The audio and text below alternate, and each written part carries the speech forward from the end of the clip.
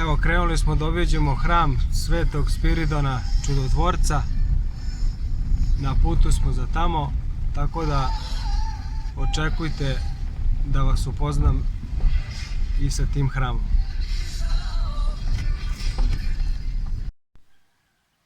Evo smo kod hrama. Izgleda prelepo. Okolo je jako lepa priroda. Vidite kako je lepo.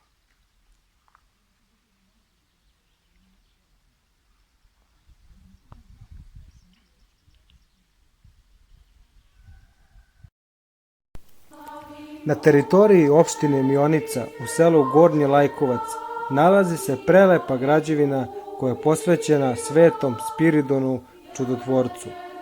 Ova crkva je prvobitno bila manastir Tromirje.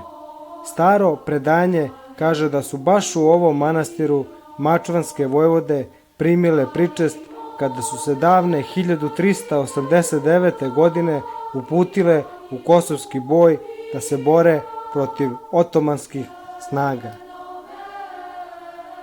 Na temeljima starog manastira Tromirje sagrađen je novi hram posvećen Svetom Spiridonu Čudotvorcu. U blizini crkve se nalazi izvor koji je u narodu poznat kao Sveta voda. Oko samog izvora se nalazi nekoliko manjih pećinja koje su ranije korišćene kao manastirske isposnice. Tokom cele godine posetioci sa svih strana naše zemlje dolaze u posetu ove svetinje. Sveti Spiridon Čudotvorac je redak svetitelj za koga se smatra da je zaštitnik braka i porodice.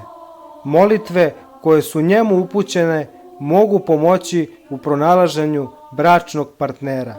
Svetom Spiridonu Čudotvorcu su posvećeni hramovi samo u Trstu, Đenovićima i na Kipru gde se nalaze njegove mošte.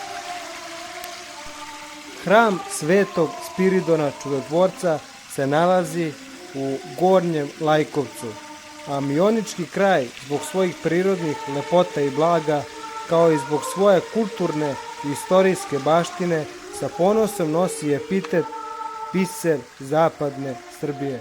Pored lekovitih banja, gde se posebno izdvaja banja Vrujci, kuće velikog vojvode Živojina Mišića i spomen parka Ribnica, posebno mesto zauzimaju crkve koje su stare i po nekoliko vekova.